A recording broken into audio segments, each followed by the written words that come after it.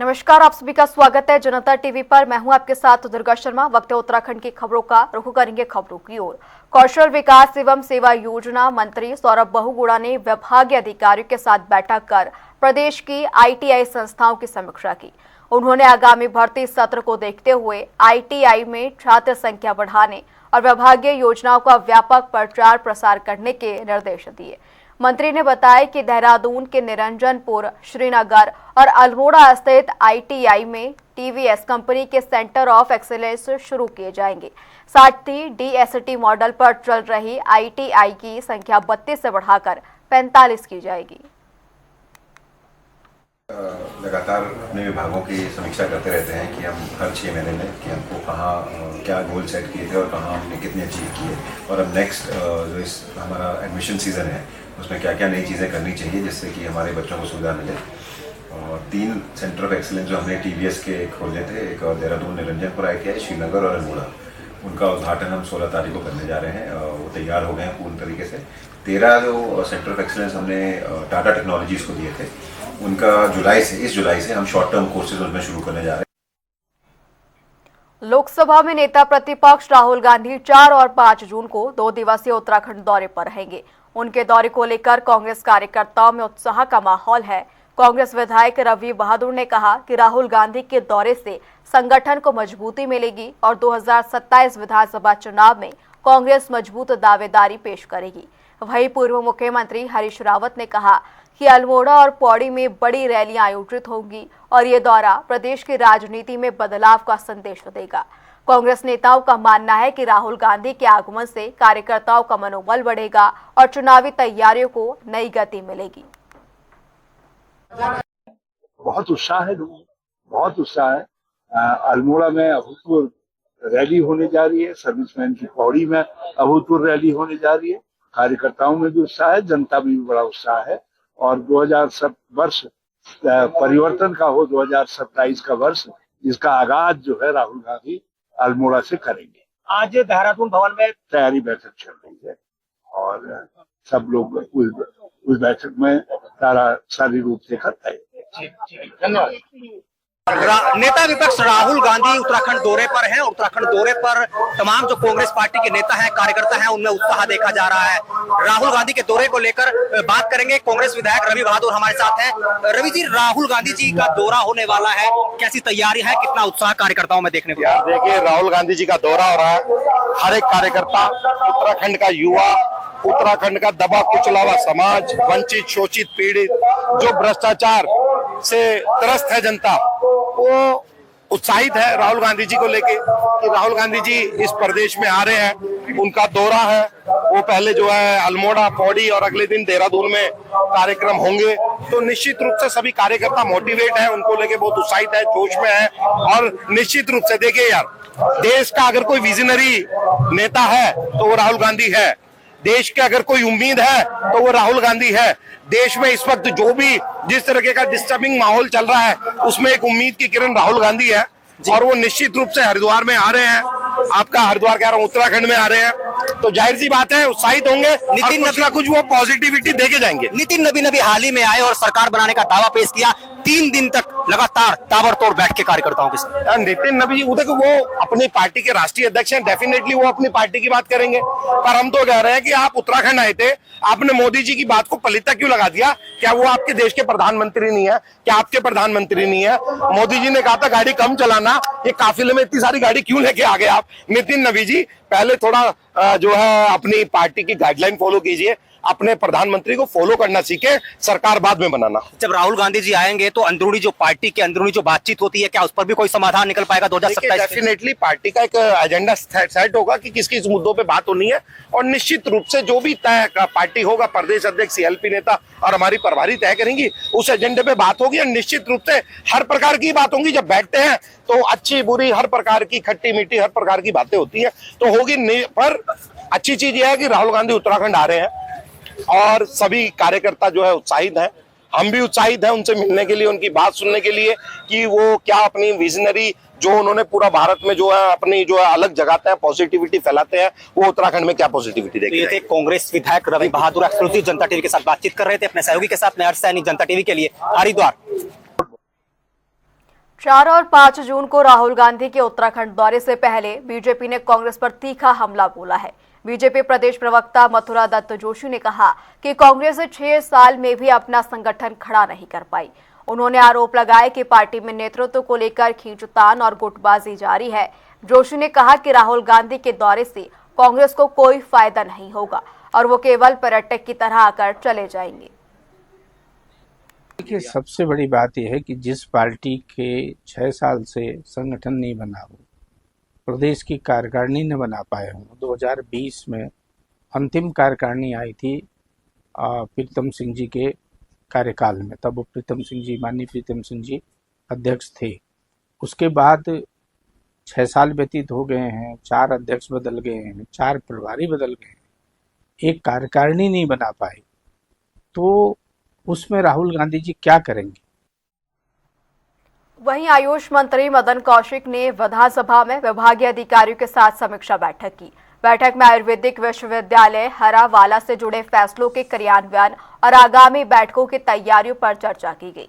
मंत्री ने ऋषिकुल और गुरुकुल आयुर्वेदिक कॉलेजों में दवाइयों का वितरण सुचारू रखने के निर्देश दिए। साथ ही विश्वविद्यालयों में टेक्नीशियन, लाइब्रेरियन और अन्य रिक्त पदों को जल्द भरने के लिए आवश्यक कार्रवाई करने को कहा। उन्होंने अधिकारियों को विश्वविद्यालय में बेहतर व्यवस्था बनाए रखने के भी निर्देश दिए। विश्वविद्यालय और हमारे जो तीनों कैंपस हैं उनके डायरेक्टर, हमारे आयुर्वेद के डायरेक्टर, सचिव, एक विस्तृत की बैठक हुई है। उस बैठक में हमने जो हमारे विद्यालयों के कैंपस की स्थिति है उस पर विस्तार से चर्चा करते हुए क्या हो सकता है। जो दवाई की कमी कैंपसों में चल रही थी, फिलहाल तत्कालीन व्यवस्था के लिए 3-3 लाख रुपए उन तीनों कैंपसों को देने के लिए कहा, जिससे दवाई की व्यवस्था हो। चलिए अब नजर डालेंगे इस बीच आ रही एक बड़ी खबर की ओर। बड़ी जानकारी उससे आपको रूबरू करा दे। चारधाम यात्रा से जुड़ी ये बड़ी खबर। लगातार चारधाम यात्रा में श्रद्धालु का जन सैलाब देखने को मिल रहा है। 27,67,000 से अधिक श्रद्धालु बाबा केदार के दर्शन करने के लिए पहुंच चुके हैं। यह अहम जानकारी। लगातार केदारनाथ धाम में श्रद्धालु का जन सैलाब देखने को मिल रहा है। बद्रीनाथ धाम में भी 10,18,000 से ज्यादा श्रद्धालु पहुंचे हैं। गंगोत्री में 71,000 से भी ज्यादा, वहीं जबकि यमुनोत्री में 4 लाख से अधिक श्रद्धालु पहुंचे हैं। हेमकुंड साहिब में भी 34,000 से अधिक श्रद्धालु दर्शन कर चुके हैं। जानकारी दे दें, चारधाम यात्रा में लगातार श्रद्धालु की संख्या पहुंच रही है। बड़ी से बड़ी संख्या में लगातार दर्शन करने के लिए चारधाम यात्रा में श्रद्धालु पहुंच रहे हैं। केदारनाथ धाम में 10 लाख से ज्यादा श्रद्धालु दर्शन कर चुके हैं, तो वहीं बद्रीनाथ में भी 7 लाख से ज्यादा श्रद्धालु दर्शन करने के लिए पहुंचे।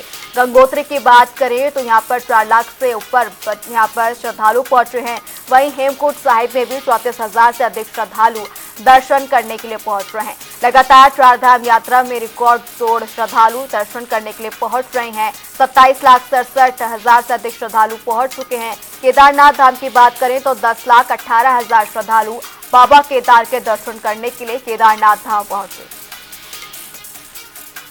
इसी पर ज्यादा जानकारी के लिए हमारे सहयोगी यशराज आनंद हमारे साथ फोन लाइन पर जुड़ गए। यशराज, लगातार अगर हम बात करें तो श्रद्धालु की संख्या बढ़ती हुई नजर आ रही है और हर बार एक नया रिकॉर्ड बनता हुआ नजर आ रहा है। जी बिल्कुल, मैं बताना चाहता हूँ कि इस बार चारधाम यात्रा की शुरुआत जो है वो काफी भव्य रही, क्योंकि इस तरीके से सोचा नहीं गया था कि पिछले बार जो थोड़ी दिक्कत परेशानियों का सामना करना पड़ा था वो भी वेदर की वजह से, तो इस बार चारधाम यात्रा इतनी अच्छी रहेगी। शुरुआत की ही यदि 30-35 दिनों की यदि बात करें तो चारधाम यात्रा की शुरुआत काफी अच्छी रही। काफी श्रद्धालु यहाँ पर दर्शन करने के लिए आए हैं। वहीं यदि बात करें तो भगवान शिव के 12 ज्योतिर्लिंगों में से एक श्री केदारनाथ धाम के कपाट खुलने के बाद दर्शनों के लिए श्रद्धालुओं की संख्या में लगातार वृद्धि होती देखी जा रही है। वहीं केदारनाथ विधायक आस्था नौटियाल ने कहा था कि विगत 22 अप्रैल को कपाट खुलने के बाद से 40 दिनों में 10 लाख से अधिक श्रद्धालुओं ने बाबा केदारनाथ के दर्शन किए। और वहीं पर यदि बात करें तो तमाम सुविधाओं की भी उन्होंने वर्णन किया। उन्होंने यह भी कहा कि ऐतिहासिक उपलब्धि बाबा केदारनाथ के प्रति देश विदेश के श्रद्धालुओं की अटूट आस्था, विश्वास, समर्पण और देवभूमि उत्तराखंड की आध्यात्मिक गरिमा का भी प्रमाण है।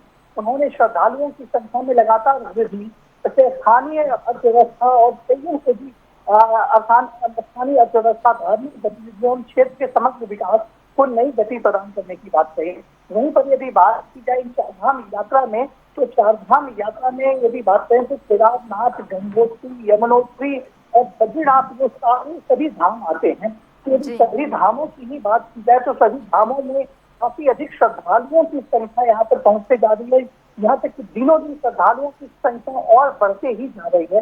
40 दिन की यदि बात करें तो 40 दिन का रिकॉर्ड तो श्रद्धालुओं ने बाबा केदारनाथ के दर्शन किए। वहीं पर यदि बात करें कि टोटल 4 धामों में कितने श्रद्धालुओं ने दर्शन किए, तो करीब 27,67,000 से अधिक श्रद्धालुओं ने 4 धाम में दर्शन किए। वहीं केदारनाथ धाम में 10,18,000 श्रद्धालुओं ने दर्शन किए। बद्रीनाथ धाम में 7,80,000 श्रद्धालु पहुंचे और वहीं गंगोत्री में 4,71,000 श्रद्धालु दर्शन करने के लिए पहुंचे, जबकि यमुनोत्री में करीब 4,58,000 से अधिक श्रद्धालुओं ने मां यमुनोत्री के दर्शन किए। और यदि बात करें हेमकुंड साहिब की, तो हेमकुंड साहिब में भी अभी तक 34,000 से अधिक श्रद्धालु पहुंच चुके हैं। तो इस प्रकार से इस बार की चारधाम की यात्रा जो है वो 40 दिनों में ही रिकॉर्ड तोड़ हो गया है। जबकि यदि बात करें तो यात्रा के दरमियान भी देखा जा रहा है, जबकि अभी मानसून का सीजन नहीं आया है, लेकिन फिर भी उत्तराखंड में रह रहे कहीं ना कहीं बारिश होती है। कई बार उत्तराखंड में बोल्डर भी गिरने की खबरें सामने आई और रास्ते भी बाधित होने की बातें सामने आई। लेकिन श्रद्धालुओं के विश्वास, उत्साह, उमंग में बिल्कुल कमी नहीं देखी गई। लगातार श्रद्धालुओं की संख्या ही बढ़ती जा रही थी, चाहे बच्चे की बात करें, बूढ़े बुजुर्ग की बात करें या जवान युवक युवतियों की बात करें। यानी कि यशराज देखा जाए कितनी भी परिस्थितियां बदलती हुई नजर आए, लेकिन श्रद्धालु हर परिस्थिति को मद्देनजर और उसको पार करते हुए जो है बाबा के दर्शन करने के लिए पहुंच रहे हैं। तमाम जानकारी के लिए आपका शुक्रिया। जानकारी दे दें, चारधाम यात्रा में श्रद्धालु का जनसैलाब एक बार फिर उमड़ता हुआ नजर आ रहा है।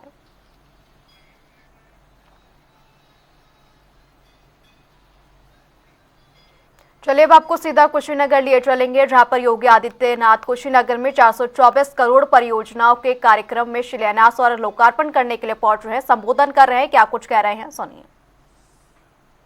वैदिक कालीन और रामायण कालीन विरासत का साक्षी महात्मा बुद्ध की महापरिनिर्वाण स्थली और 24वें तीर्थंकर महावीर भगवान महावीर की पावन नगरी से जुड़े हुए जनपद की इस पावन धरा को कोटि कोटि नमन करते हुए आज मैं आप सभी का इस आयोजन में हृदय से स्वागत करता हूं, अभिनंदन करता हूं। बहन और भाइयों, मैं यहां के युवाओं का हृदय से इस उत्साह के लिए धन्यवाद देता हूं कि भीषण गर्मी में भी उनका ये उत्साह हम लोगों को एक नई दिशा में कार्य करने के लिए एक नई प्रेरणा भी प्रदान करता है। बहन और भाइयों, अयोध्या में श्री राम जन्मभूमि पे भगवान राम के भव्य मंदिर निर्माण के बाद मुझे इस तमकुही राज और पावा नगरी की धरती पर पहली बार आने का अवसर प्राप्त हो रहा है। ये दुर्लभ जगह है। भगवान राम के पुत्र कुश से भी इसका संबंध है, भगवान बुद्ध से भी इस धरती का संबंध है और भगवान महावीर से भी इस धरती का संबंध है। इतनी समृद्धशाली विरासत का साक्षी हमारा कुशीनगर। याद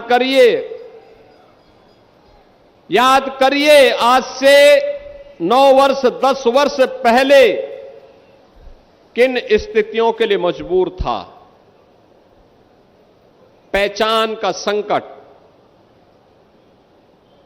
बीमारी का संकट, माफिया का संकट, हर प्रकार का माफिया बालू माफिया, खनन माफिया, जंगल पार्टी का आतंक, आज की पीढ़ी जिसकी उम्र 25 वर्ष से कम की है, वह जंगल पार्टी के आतंक के बारे में नहीं जान पाता होगा। लेकिन बहनों और भाइयों, ये कुशीनगर जनपद उससे सर्वाधिक प्रभावित जनपदों में से था। हर प्रकार का माफिया इस पावन धरती को जकड़ा हुआ था और इंसेफ्लाइटिस की बीमारी यहां के मासूमों को निगलती हुई दिखाई देती थी। किसान तबाह था, पर्ची नहीं मिलती थी, गन्ने की पर्ची नहीं, और मिल गई तो घटतोली अलग। वह मेहनत करता था लेकिन उपज का दाम नहीं पाता था। हर ओर से शोषण, न सड़क थी, न बिजली थी, न पानी था, न स्वास्थ्य की सुविधा थी, और न ही नौकरी और रोजगार की व्यवस्था। कोई व्यवस्था नहीं। अभी आपने जो वीडियो दिखाया गया इसमें देखा होगा, इस वीडियो में आपने देखा होगा सरकार ने, जनता जनार्दन ने 2014 में एक ऐतिहासिक निर्णय लिया। चलिए अब खबरों में आगे बढ़ेंगे। खबर रुड़की से, जहां रुड़की के माधोपुर गांव में आयोजित डॉक्टर भीमराव अंबेडकर समाज कल्याण शिविर में राज्य मंत्री देशराज कर्णवाल और उनकी पत्नी बैजंती माला का ग्रामीणों ने ढोल नगाड़ों के साथ भव्य स्वागत किया। शिविर में मंत्री ने लोगों की समस्याएं सुनी और कई शिकायतों का मौके पर ही समाधान कराया। उन्होंने कहा कि मुख्यमंत्री पुष्कर सिंह धामी के निर्देश पर अलग अलग विभागों के अधिकारी गांव-गांव जाकर शिविर लगा रहे हैं ताकि जनता की समस्याओं का त्वरित समाधान हो सके। ग्राम माधोपुर में दर्जनों समस्याएं आज आई हैं और बहुत जोश खरोश के साथ यहाँ पर स्वागत हुआ है। और जो समस्या यहाँ पर आई है, मूलभूत जो समस्या थी यहाँ की, वो तालाब और जल निकासी की थी। उसके लिए मेरी जॉइंट मजिस्ट्रेट साहब से बात हुई है। एक बैठक रखी जाएगी जॉइंट मजिस्ट्रेट साहब के कार्यालय में, तहसील में, और तब उसके बाद इन समस्याओं का निदान होगा। सरकार की ये मुहिम चल रही है कि जन जन घर घर जा रही सरकार जनता के कार्य के लिए। हर गांव में उनकी फरियाद सुननी, उनकी परेशानियों को जाननी और उनके कार्य करा रही है। तो आज यही जन जन के द्वार का प्रोग्राम है जिसमें श्री कर्णवाल जी आए हुए हैं। सबसे बड़ी समस्या गांव की है कि गांव की पानी की निकासी नहीं हो रही और कई सौ बीघे जमीन बिल्कुल तालाब बनी पड़ी है जिन लोगों किसानों की खेती नहीं हो रही। उत्तराखंड के कौशल विकास और सेवा योजना मंत्री सौरभ बहुगुणा ने विभागीय अधिकारियों के साथ बैठक कर प्रदेश की आईटीआई संस्थाओं की समीक्षा की है। उन्होंने आगामी भर्ती सत्र को देखते हुए आईटीआई में छात्र संख्या बढ़ाने और विभागीय योजनाओं का व्यापक प्रचार प्रसार करने के निर्देश दिए।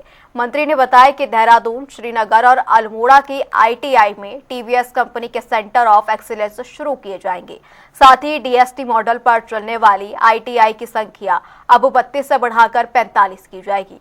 साथ ही 168 नए आईटीआई प्रशिक्षकों की तैनाती भी की जाएगी। लगातार अपने विभागों की समीक्षा करते रहते हैं कि हम हर 6 महीने में कि हमको कहाँ क्या गोल सेट किए थे और कहाँ हमने कितने अचीव किए, और अब नेक्स्ट जो इस हमारा एडमिशन सीज़न है उसमें क्या क्या नई चीज़ें करनी चाहिए जिससे कि हमारे बच्चों को सुविधा मिले। और 3 सेंटर ऑफ एक्सीलेंस जो हमने टीवीएस के खोले थे, एक देहरादून निरंजनपुर ITI, श्रीनगर और अल्मोड़ा, उनका उद्घाटन हम 16 तारीख को करने जा रहे हैं। वो तैयार हो गए हैं पूर्ण तरीके से। 13 जो सेंटर ऑफ एक्सीलेंस हमने टाटा टेक्नोलॉजीज को दिए थे, उनका इस जुलाई से हम शॉर्ट टर्म कोर्सेज उनमें शुरू करने जा रहे हैं। खटीमा में सफाई कर्मचारी संघ के नेता और पूर्व दर्जा राज्य मंत्री संतोष गौरव के खिलाफ फेसबुक पर कथित आपत्तिजनक टिप्पणी और धमकी दिए जाने से सफाई कर्मचारियों में भारी आक्रोश है। कर्मचारियों ने कोतवाली पहुंचकर प्रदर्शन किया और आरोपियों के खिलाफ कड़ी कार्रवाई की मांग भी की। कर्मचारियों का कहना है कि कार्रवाई नहीं होने पर वो अनिश्चितकालीन हड़ताल पर जाएंगे। बजरंग दल वाले लोग थे, मैं तो ट्राली खाली करी मैंने ट्राली, तो वो अचानक आए, उनने देखा इसमें बदबू कैसी आ रही है, कचड़े में तो बदबू आनी है। तो उनने आते ही कुछ नहीं, ट्रैक्टर में से उतार के और मारना ही चालू कर दिया। मेरी क्या गलती है कि ट्राली में क्या है क्या नहीं है। देखिए, अभी 28 तारीख की रात को हमारे कर्मचारी को बजरंग दल के लोगों ने मारा। हमने थाने में तहरीर दी, तहरीर तक अभी तक जो है उस पर मुकदमा कायम नहीं हुआ है। दूसरी तरफ उस बात को लेकर के CK बिस्ट्री के ID से एक वीडियो जारी होती है। उस वीडियो में लोग, बजरंग दल के लोग हमें कमेंट कर रहे हैं कि तुझे जान से मार देंगे, तेरे हाथ पैर काट देंगे, तेरे परिवार के हाथ पैर काट के कट्टू में भर के फेंक देंगे। धरने पर बैठे हमें बहुत गुस्सा और आक्रोश है कि हमारे जो लीडर हैं नेताजी संतोष गौरव जी, उनके लिए जान से मारने की धमकी दी गई है। देखिए, अभी विगत कुछ दिवस पूर्व नगर पालिका के एक ट्रैक्टर में बकरीद के कुछ अवशेष डालने के संबंधी कुछ हिंदूवादी संगठनों का नगर पालिका से विवाद हुआ था, और उसके पश्चात जो है कुछ सोशल मीडिया में बयानबाजी हुई है, जिसके संबंध में आज नगर पालिका के सफाई कर्मचारियों द्वारा जो पूर्व दर्जा राज्य मंत्री हैं श्री। फिलहाल उत्तराखंड की खबरों में इतना ही, रुकेंगे एक छोटे से ब्रेक के लिए।